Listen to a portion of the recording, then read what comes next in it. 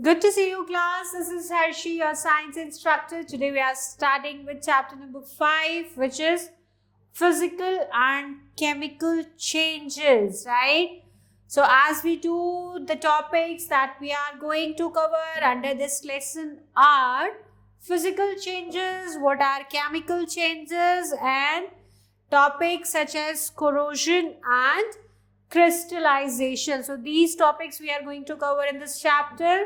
So as we always do, the warm-up exercise we'll do first. The square pieces of paper has been cut into 4 pieces as shown in the figure. So can you join the pieces back to make original piece? Yes, we can join them. Is there any change in property of paper?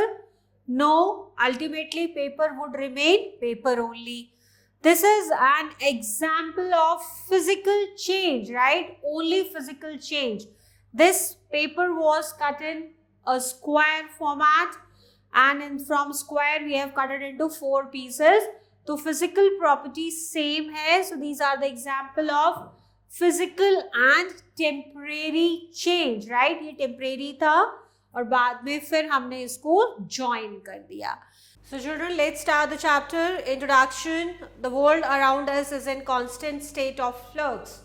Means कि हमारे यानी कि world जो है वो लगातार change हो रहा है, उसके अंदर चेंजेस आते रहते हैं, कुछ टाइम टू टाइम चेंजेस आते रहते हैं. Everything from the weather and inanimate objects. Weather मौसम में भी चेंजेस आते हैं और कुछ ऐसी चीज़ें हैं यानी आर्टिफिशियल चीज़ें हैं उनमें भी चेंजेस आते रहते हैं. To people and moods.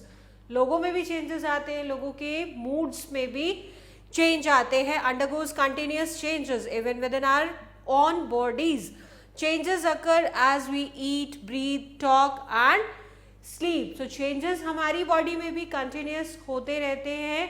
हम जब खाना खाते हैं वो खाना किस फॉर्म में खाते हैं और डाइजेशन के बाद जब बॉडी में एसिमिलेट होता है तो किस स्टेट में होता है, तो वो चेंजेस होते हैं. ब्रीदिंग चेंजेस होते हैं, बातें करते हैं, स्लीप होती है. तो बहुत सारे चेंजेस हमारी बॉडी में भी होते रहते हैं. Human activities contribute to alteration in the environment. Changes manifest in various ways. Some are rapid while others are gradual. Some are desirable and others are undesirable. So changes, so some changes are happening very slow motion, like it takes time. थोड़ा time लगता है और इस वजह से हमारी notice में बहुत जल्दी नहीं आ पाते हैं. और कुछ चेंजेस बहुत जल्दी हो जाते हैं.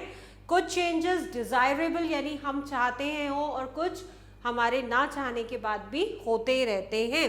कुछ पीरियोडिक होते हैं यानी टाइम के साथ बाउंड होते हैं और कुछ नॉन पीरियोडिक होते हैं. तो अब हम बात करेंगे फिजिकल चेंजेस और केमिकल चेंजेस. 2 तरीके के चेंजेस होते हैं. हमने प्रीवियस क्लासेस में भी पढ़ा है physical changes and chemical changes, but अब हम क्लास 7th में इसको डिटेल में पढ़ेंगे. फिजिकल चेंजेस वो चेंजेस होते हैं जो किसी सब्सटेंस की, किसी ऑब्जेक्ट की सिर्फ शेप चेंज करते हैं, साइज चेंज करते हैं और state of a substance change होता है. इसमें कोई नया प्रोडक्ट या नया सब्सटेंस नहीं बनता है. No new substances formed. और ये फिजिकल चेंजेस होते हैं, ये टेम्परेरी चेंजेस होते हैं और हम इनको रिवर्स कर सकते हैं, राइट. टेम्परेरी होने की वजह से दोबारा से ये रिवर्स हो सकते हैं और ये वो चेंजेस हो सकते हैं जो किसी सब्सटेंस के सिर्फ फिजिकल स्टेट में, साइज और शेप में आते हैं और रिवर्स भी कर सकते हैं. केमिकल चेंजेस क्या होते हैं? केमिकल चेंजेस इन चेंजेस के जस्ट ऑपोजिट होते हैं. केमिकल चेंजेस में न्यू सब्सटेंस फॉर्म होता है. केमिकल चेंजेस परमानेंट चेंजेस होते हैं, so can not be reversed. Reverse नहीं हो सकते हैं. और केमिकल रिएक्शंस होती हैं. 2 चीज़ों में केमिकल रिएक्शन होती है. जिन 2 सब्सटेंसेस में केमिकल रिएक्शन होती है उनको रिएक्टेंट्स कहते हैं और जो नया प्रोडक्ट बनता है उसको हम प्रोडक्ट बोलते हैं. यानी एक नई चीज़ फॉर्म होती है 2 चीज़ों के रिएक्शन में. हमने लास्ट चैप्टर में भी पढ़ा था एसिड सॉल्ट्स एंड बेस पे, जब एसिड एंड बेसिस की रिएक्शन होती है तो सॉल्ट फॉर्म होते हैं, तो एक नया सब्सटेंस फॉर्म होता है। तो ये चेंजेस जो होते हैं ये रिवर्सिबल नहीं हो सकते हैं, ये दोबारा रिवर्स नहीं हो सकते हैं, इसी वजह से इनको परमानेंट चेंजेस भी कहते हैं। So chemical changes are irreversible changes, so they are often associated with absorption और रिलीज ऑफ हीट और एनर्जी। सो हमने लास्ट चैप्टर में भी देखा था कि जब एसिड एंड बेसिस रिएक्ट कर रहे थे तो क्या हो रहा था, नया सब्सटेंस फॉर्म हो रहा था, किसी रिएक्शन में एनर्जी रिलीज होती है और किसी रिएक्शन में एनर्जी एब्जॉर्ब होती है, राइट। तो हीट, लाइट, साउंड भी प्रोड्यूस हो सकते हैं और कलर भी चेंजेस हो सकते हैं, साथ साथ इवोल्यूशन ऑफ गैसेस। ऐसा नहीं है कि ये सारे चेंजेस हर रिएक्शन में हो, एक दो या सारे या कुछ, ऐसे reaction depends on the substances that are reacting, जो सब्सटेंस रिएक्ट कर रहे हैं उनके ऊपर डिपेंड करता है। So there are numerous chemical changes taking place in our body all the time, the food we eat, breathing, water to drink, digestion of food, respiration etc. Respiration में भी क्या है, हमारी बॉडी में केमिकल चेंजेस होते हैं, breathing और respiration दोनों अलग अलग प्रोसेसेस होते हैं। रेस्पिरेशन में केमिकल चेंज होता है हमारी बॉडी में, और डाइजेशन ऑफ फूड भी होता है कि हम फूड किस तरीके से खाते हैं, उसमें बहुत सारे डाइजेस्टिव जूसेस मिक्स होते हैं और उनको सिंपलर सब्सटेंसेस में ब्रेक डाउन कर देते हैं, यानी कि फॉर्म चेंज हो जाती है, जो खाना हम खाते हैं और जो फाइनल प्रोडक्ट बनता है वो बिल्कुल चेंज होता है। So some other examples of chemical changes are rusting of iron. लोहा अगर पानी के अंदर रहेगा, आयरन पानी में रहेगा, तो उसके ऊपर क्या होता है, जंग लग जाता है। So this is called rusting of iron. Formation of calcium carbonate, burning of magnesium ribbon. So ये कुछ केमिकल चेंजेस के एग्जाम्पल्स हैं। Water, which occupies 3/4 part of the earth, is made up of two elements, hydrogen और oxygen. They react chemically. So water का formula क्या होता है, we all know H2O. इसमें हाइड्रोजन और ऑक्सीजन के मॉलिक्यूल्स रिएक्ट करते हैं and then water is getting formed. Let us understand the chemical changes with the some activities. पहला हमने किया कि जब भी केमिकल सब्सटेंसेस में सब्सटेंसेस में जब भी कोई रिएक्शन होगा, केमिकल रिएक्शन होगा, तो क्या क्या हो सकता है, हीट प्रोड्यूस, लाइट हो सकती है, लाइट प्रोड्यूस हो सकती है, साउंड प्रोड्यूस हो सकता है, एनर्जी रिलीज हो सकती है या एब्जॉर्ब हो सकती है, न्यू सब्सटेंसेस फॉर्म होंगे, गैसेस का इवोल्यूशन भी हो सकता है, राइट। सो इनमें से कुछ भी देखने को मिल सकता है। सो सबसे पहले हम बात करेंगे evolution of gas. So substances जो रिएक्ट करने के बाद गैस इवॉल्व करते हैं, उनके बारे में पढ़ते हैं। So in a chemical reaction sometimes gas is evolved in the form of bubbles. This is called effervescence. Understand this fact by following activity. So कुछ reactions में क्या होता है, bubbles form होते हैं, bubbles form होके bubble की form में gas evaluate होती है और इस process को बोलते हैं effervescence. Effervescence is the name which is given to this process जो गैस इवोल्यूशन होता है। एक्टिविटी में क्या है, इसमें हमने बेकिंग सोडा लिया है, आप घर में सबके अवेलेबल है, you can take some amount of baking soda and you can add vinegar to it, right. So जब हम विनेगर ऐड, इसमें एक टेस्ट ट्यूब लिया है जिसमें हमने बेकिंग सोडा लिया है, विनेगर लिया है और इसको सील कर दिया है, और एक इस तरह से ट्यूब लगाई है जो दूसरी टेस्ट ट्यूब में इसमें क्या फिल्ड है, लाइम वाटर फिल्ड है, और दूसरा जो सिरा है इस टेस्ट ट्यूब का, जो another end which is in the another one test tube. तो क्या होगा, जब आप बेकिंग सोडा और विनेगर को मिक्स करेंगे तो क्या होगा, बबल्स फॉर्म होंगे, और वो बबल्स होंगे कार्बन डाइऑक्साइड गैस के। अब ये कैसे पता चलेगा कि ये गैस कार्बन डाइऑक्साइड ही है, तो जब ये गैस लाइम वाटर में फ्लो करेगी तो इसका कलर चेंज हो जाएगा, मिल्की कलर हो जाएगा।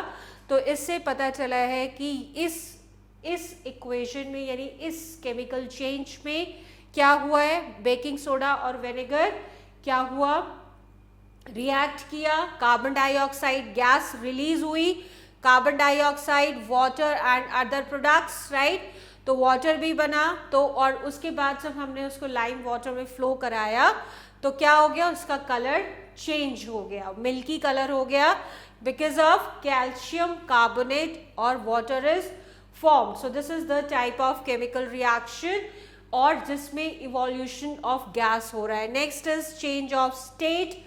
सो we have done the topic under physical change, और कुछ हम इसको केमिकल चेंजेस का भी पार्ट है, जैसे कि electric current is passed through the acidic water. Acidic water यानी कि pure water which is distilled water, जो कि इलेक्ट्रिसिटी का बैड कंडक्टर होता है। बट अगर वाटर में कुछ इम्प्योरिटीज मिक्स है, कुछ सॉल्ट मिक्स है, कुछ एसिड्स मिक्स है, या कुछ और तरीके की इम्प्योरिटीज मिक्सड हैं, तो वो गुड कंडक्टर ऑफ इलेक्ट्रिसिटी हो जाता है। तो यहाँ पर हमें लेना है in which we have dissolved some acid into it.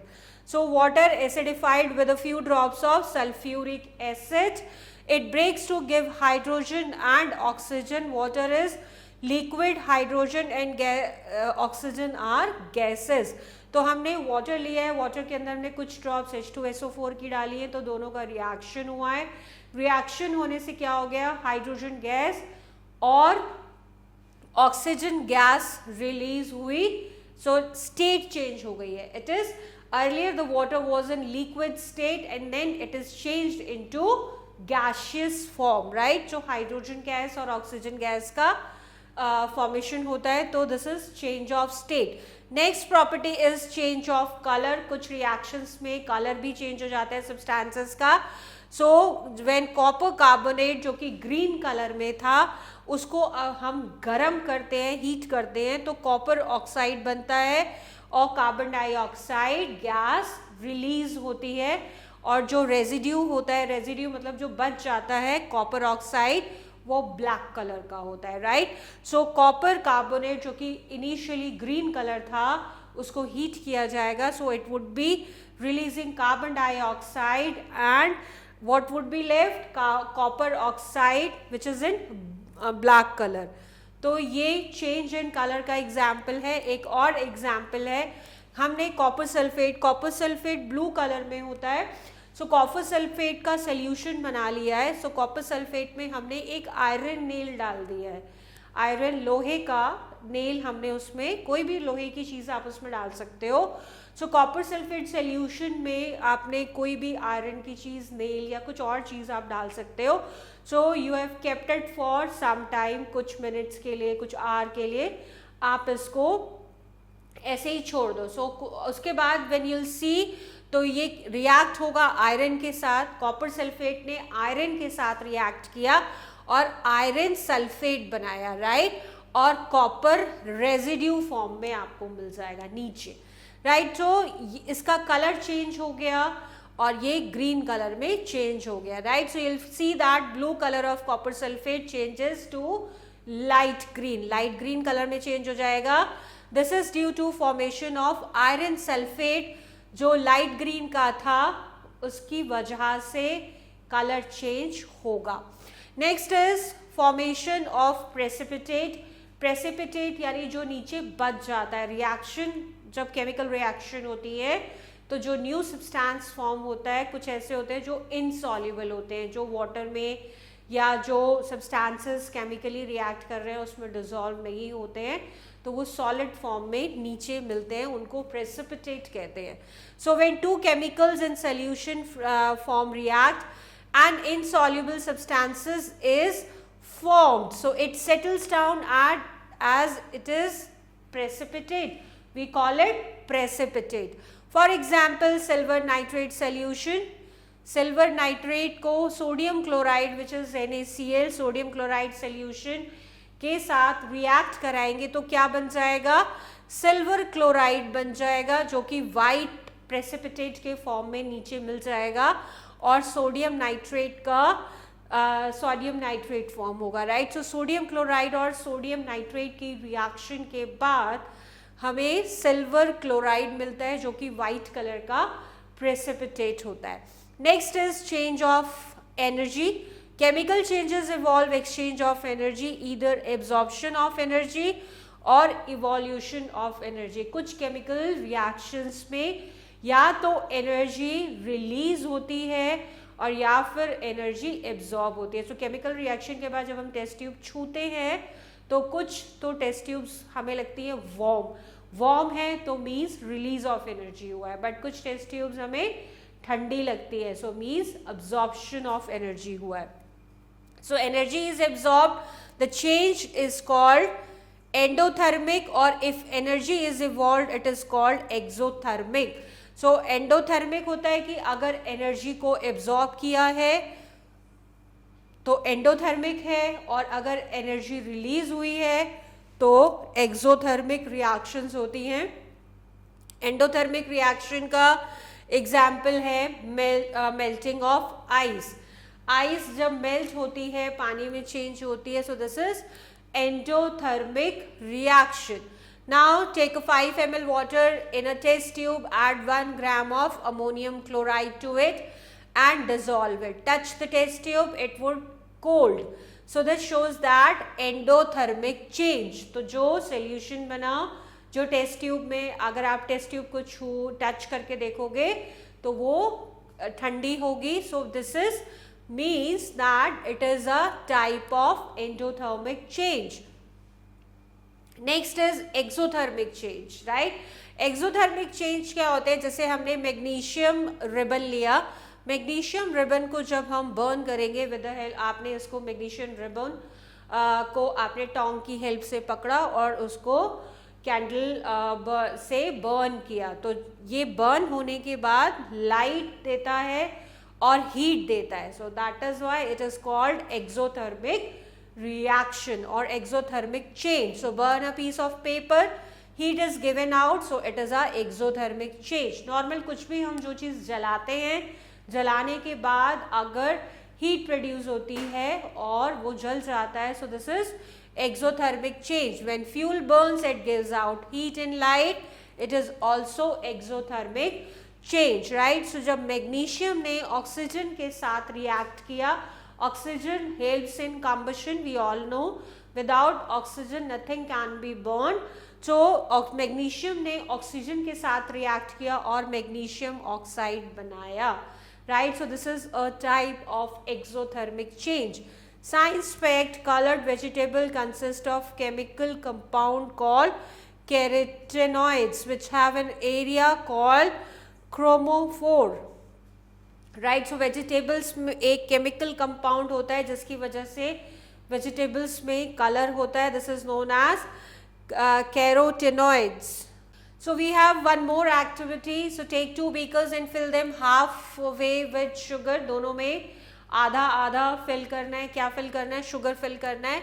Add water to 1 beaker and concentrated sulfuric acid. एक बीकर में आपने हाफ शुगर भरी और उसके अंदर थोड़ा पानी डाल दिया, और दूसरे में आपने क्या करा? शुगर में सल्फ्यूरिक एसिड डाल दिया.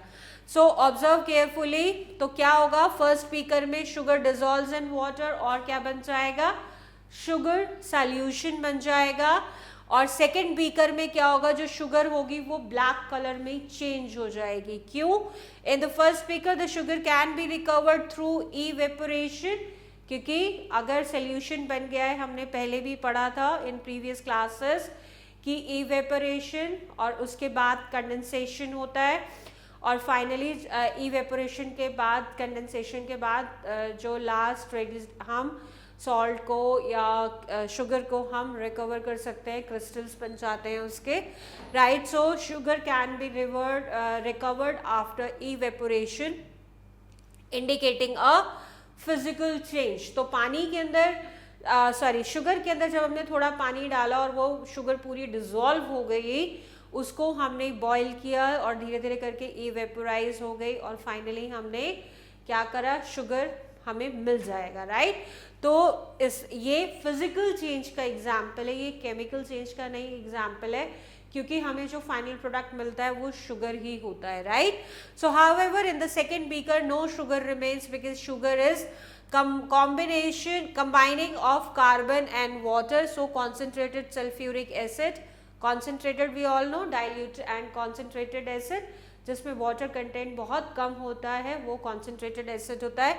सो concentrated sulphuric acid has the ability to remove water और डिहाइड्रेट इट. जो H2SO4 जब उसमें डाला तो शुगर में क्या हुआ, वाटर को उसने रिमूव कर दिया, राइट. और वाटर क्या हुआ, इसके वाटर निकलने से क्या हुआ, शुगर जो है वो ब्लैक कलर का हो गया. So the presence of carbon which manifest as a black color signifies a chemical change. और अब ये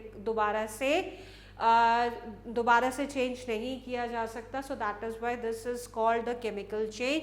sugar plus water, sugar solution जो फर्स्ट बीकर में था, राइट, फर्स्ट बीकर का एग्जाम्पल था. नेक्स्ट में शुगर और H2SO4 sulphuric acid which means H2SO4 के साथ हमने रिएक्ट कराया तो क्या हुआ, कार्बन और वाटर बना. Next is corrosion. Corrosion mainly destroy होता है कोई भी सब्सटेंस धीरे धीरे अगर डिस्ट्रॉय हो रहा है. So this is called corrosion. So you may have observed that certain decorative pieces initially shiny gradually develop a green coating. और क्या होता है कि जैसे हम लोग कुछ शो पीसेस लेकर आते हैं, डेकोरेटिव आइटम्स हैं या कुछ इम्पॉर्टेंट कटलरीज होती हैं, बहुत सारी चीज़ें जो पॉलिश्ड होकर शाइनी, बहुत ज़्यादा शाइनी और स्मूथ होती है इनिशियल फेज में जब हम लेकर आते हैं, लेकिन जैसे जैसे वो पुरानी होती जाती है उनके ऊपर एक ग्रीन कलर की कोटिंग फॉर्म होने लगती है. दूसरा ग्रिल्स होते हैं हमारे घर में, ग्रिल्स हैं, डोर्स हैं, गेट हैं, जो भी चीज़ें लोहे की बनी हुई हैं तो उसमें क्या होता है कि अगर हम उनको पेंट नहीं करते हैं तो उसमें आपको एक ब्राउन कलर की कोटिंग दिखती है. So this is called brown colour की जो लेयरिंग हो जाती है. So this is called corrosion. Corrosion means जो मेटल है वो धीरे धीरे खत्म हो रहा है, डिस्ट्रॉय हो रहा है, right. So the first shiny metal जो हम शो पीसेस में लेकर आए थे वो क्या था, वो था कॉपर, क्योंकि उसके ऊपर ग्रीन कलर की कोटिंग आ जाती है. मीन्स कॉपर धीरे धीरे डिस्ट्रॉय हो रहा है. So when it is expose to the moist air, why we are saying moist air, क्योंकि एयर में वाटर वेपर प्रेजेंट होते हैं. So that is why it is moist air. तो जब भी आप इस तरीके की कॉपर से बनी हुई कोई चीज़ जिसके ऊपर पॉलिश की हुई हो, अगर वो एयर के कांटेक्ट में ज़्यादा रहती है सो धीरे धीरे क्या होता है, so gradually it forms a green colour layer. और वो ग्रीन कलर जो लेयर होती है वो कॉपर हाइड्रोक्साइड होती है. और कॉपर कार्बोनेट हाइड्रोजन, क्योंकि मॉइस्ट एयर के साथ रिएक्ट कर रही है, मॉइस्ट एयर यानी वाटर भी है और ऑक्सीजन भी है. So that is why it is reacted and what is formed copper hydroxide. और कार्बन के साथ रिएक्ट करने पर कॉपर कार्बोनेट की लेयर जो कि ग्रीन कलर में दिखती है वो कॉपर कार्बोनेट की होती है, ग्रीन कलर. और सेकंड में क्या होता है, आयरन होता है. आयरन अगर पेंट नहीं किया जाता है तो उसके ऊपर एक ब्राउन कलर की लेयर फॉर्म हो जाती है. अगेन सेम, क्योंकि मॉइस्ट एयर के साथ जब रिएक्ट करेगा कॉपर तो क्या होगा, आयरन ऑक्साइड फॉर्म होगा और आयरन हाइड्रोक्साइड, क्योंकि ऑक्सीजन के साथ रिएक्ट कर रहा है आयरन ऑक्साइड और मॉइस्ट है तो इसलिए आयरन हाइड्रोक्साइड बनेगा और ये ब्राउन कलर का होगा, राइट. तो ये धीरे धीरे मेटल को क्या करते हैं, डिस्ट्रॉय करते हैं. तो हमें इनको बचाना पड़ता है, इन मेटल्स को, कॉपर को, आयरन को. So metal reacts with moist air and develop a layer on them. So this is called corrosion. और आयरन के ऊपर जो ब्राउन कलर की लेयर आ जाती है we call it rusting, right. So दोनों का अलग अलग है, राइट. कोरोजन तो एक कॉमन बोला जाता है जो डिस्ट्रॉय होता है मेटल, बट आयरन को प्रॉपर एक नेम दिया गया है. आयरन जो डिस्ट्रॉय होता है उसको बोलते हैं रस्टिंग.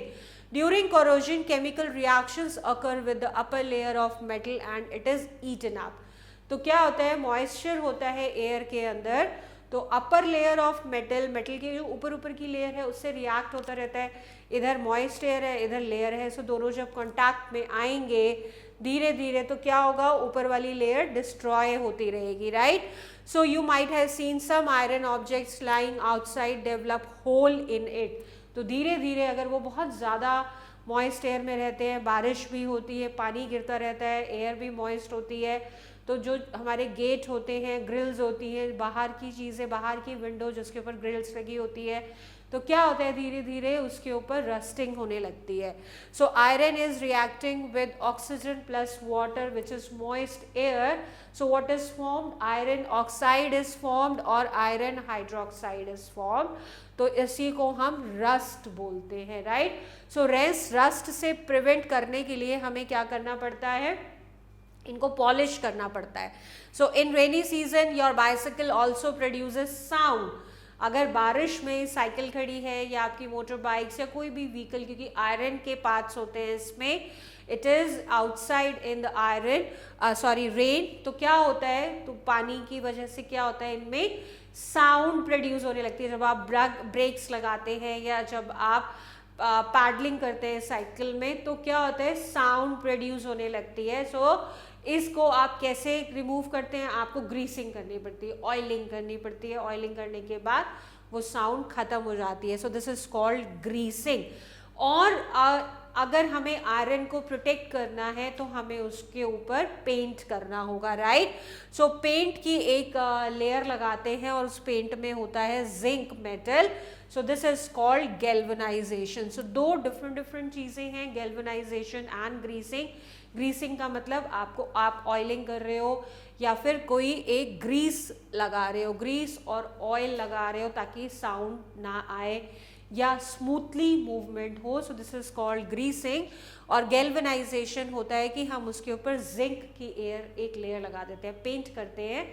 और आयरन के लिए अलग पेंट आता है, उसके अंदर जिंक मेटल होता है. So this is called galvanisation. तो क्या होता है, गैल्वेनाइजेशन करने के बाद आयरन ऑब्जेक्ट पे जब हम पेंट अप्लाई कर देते हैं तो क्या होता है, एयर में जो कि मॉइस्ट एयर है या वाटर वेपर्स भी प्रेजेंट है या बारिश भी हो रही है, तो मेटल और एयर के बीच में एक लेयर आ जाती है जिंक की, या उसको कह सकते हो पेंट की लेयर आ जाती है. तो वो पेंट प्रोटेक्ट करता है आयरन की लेयर को एक्सपोज होने से एयर में, राइट. सो एयर रिएक्ट नहीं कर पाती है मेटल के साथ रिएक्शन नहीं हो पाता है. क्यों, क्योंकि बीच में पेंट की लेयर होती है. So zinc forms the upper layers, react with moist air and iron is protected. So water pipes are made of galvanised iron. So पानी के जो पाइप्स होते हैं वो पानी के पाइप्स, क्योंकि पानी उनके अंदर फ्लो करता रहता है पूरे time,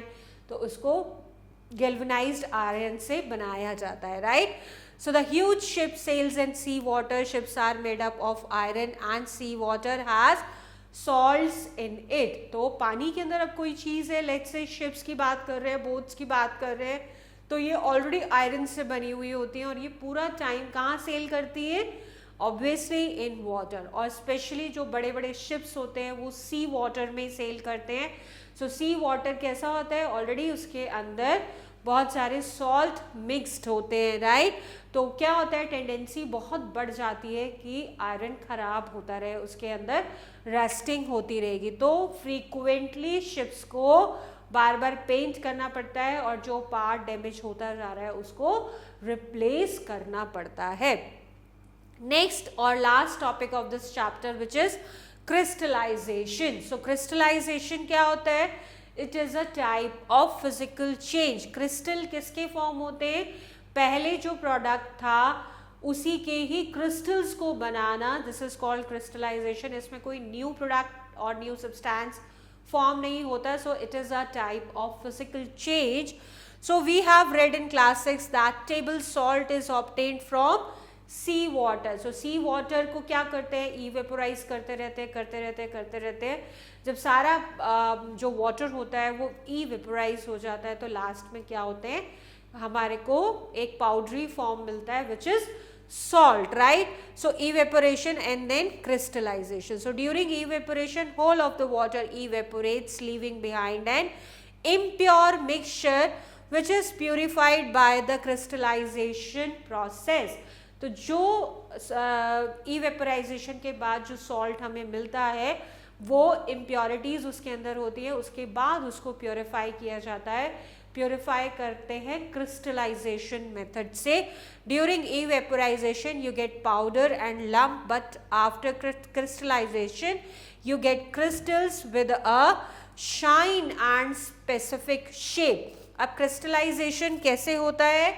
We will understand with this example. Again we will take copper sulfate and we will mix with the minimal quantity of water. Copper sulfate जो कि blue color में होता है, copper sulfate को आप थोड़ा पानी लेकर उसमें पानी डालेंगे तो एक सोल्यूशन बन जाता है। So subsequently heat the solution, dip a glass rod into the heated solution and blow on the end of the rod with your mouth. If solid particles begins to form on the tip of the rod, stop heating. तो हमने क्या किया, हमने copper sulphate लिया, उसमें पानी mix करके उसका सोल्यूशन बना लिया and then we have started heating it up, right. जैसे जैसे ये गर्म होता जाएगा और उसके अंदर हमें ग्लास रॉड डाल देंगे। सो ग्लास रॉड की वजह से क्या होगा, एक तो स्टरिंग होती रहेगी, दूसरा थोड़ी थोड़ी देर में हम देख सकते हैं कि ग्लास रॉड के ऊपर कुछ क्रिस्टल्स जैसा कुछ तो नहीं आ रहा। जब क्रिस्टल्स बनना स्टार्ट हो जाए तो क्या करना है, हमने बर्नर को ऑफ कर देना है। Now allow the solution to cool undisturbed after a few hours. अब आपने सोल्यूशन को, जैसे ही आपने बर्नर को ऑफ कर दिया है, so you have to keep it you will not disturb the solution और उसको undisturbed situation में छोड़ देना है, right? After few hours, observe the emergence of beautifully formed crystals. So blue color के आपको crystals मिल जाएंगे, right?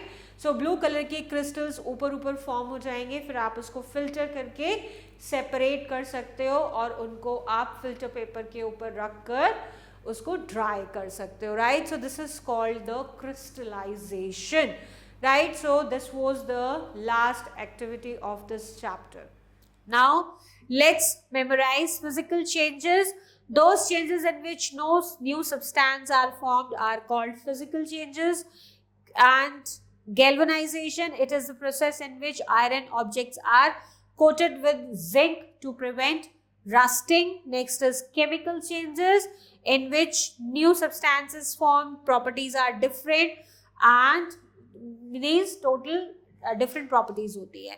Next is crystal, a solid in which atoms are arranged in a regular pattern. And crystallization, this process by which an impure compound is converted into its crystal is known as crystallization, right?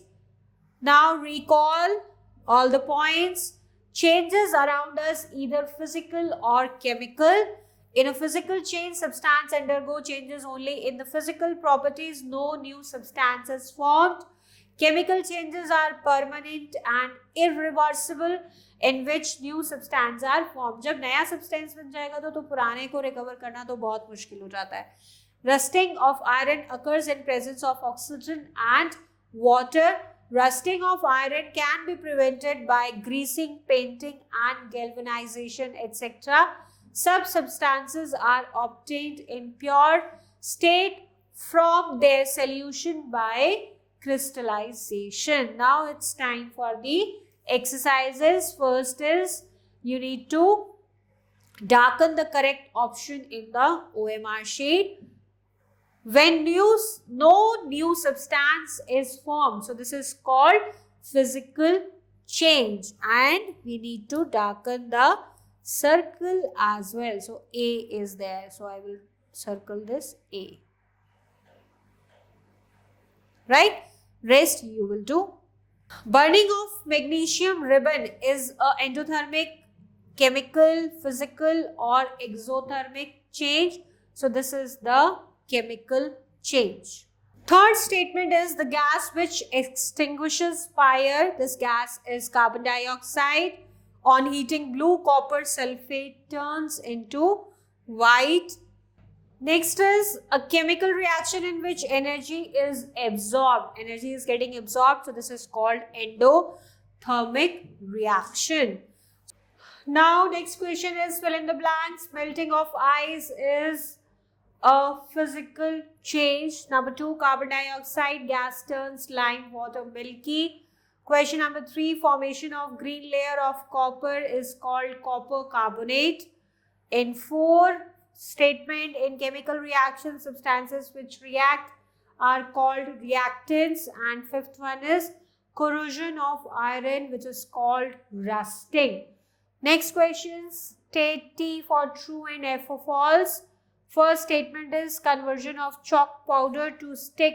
It is a chemical change. This is false. This is only the physical change. When iron nail is added to blue copper sulfate solution, the solution turns light green. This is true. Respiration is a physical change. This is false. It is a chemical change. In exothermic change, heat is absorbed. False, heat is released. Rusting of iron is a physical change. No, it is a chemical change. Now, very short answer type question. First is define physical change. So, physical changes are those changes in which no new substance is formed. These are temporary changes and reversible changes. Name the black compound formed in heating green copper carbonate. So, this is copper oxide. Next is in which type of reactions heat is given out. This is exothermic reactions. Question number 4, it is the change in shape a physical change or a chemical change. So change in shape is a type of physical change. Question number 5, what substances is added to turn the white copper sulfate to the blue copper sulfate? So water is added to turn the color of copper sulfate. Children, first question under short answer type questions category is why the color of blue copper sulfate solution becomes light green when iron nail is added to it. So the color of blue copper sulfate solution becomes light green when iron nail is added to it because iron is more reactive than copper. So it disperses copper from the solution forming iron sulfate and light green ferrous sulfate solution and metallic copper is formed. Next question, what happens when electric current is passed through water containing few drops of sulfuric acid? So answer is water molecules H2O are broken down into hydrogen gas and oxygen gas. Question number 3, why some substance appears as precipitate in solution? So some substances appears as precipitate in the solution as they are insoluble. Question number 4, define exothermic and exothermic changes. So exothermic changes a process or reaction that releases heat energy. Endothermic a process or reaction that absorbs heat energy. Question number 5, why do iron objects turn reddish brown when exposed to air? So iron objects turn reddish brown when exposed to air due to the oxidation. When iron reacts with oxygen in the air, it forms iron oxide and commonly known as rust. Question number 6, why are water pipes galvanized? Water pipes galvanized to prevent corrosion and extend their lifespan by coating them with the layer of zinc. So children, next is long answer type question. This is your homework. So that's all for this chapter. We have learned about the changes that is happening in us and in the surrounding physical and chemical changes. Right? Hope you have enjoyed the session. We will meet again in the next class of science. Till then, bye.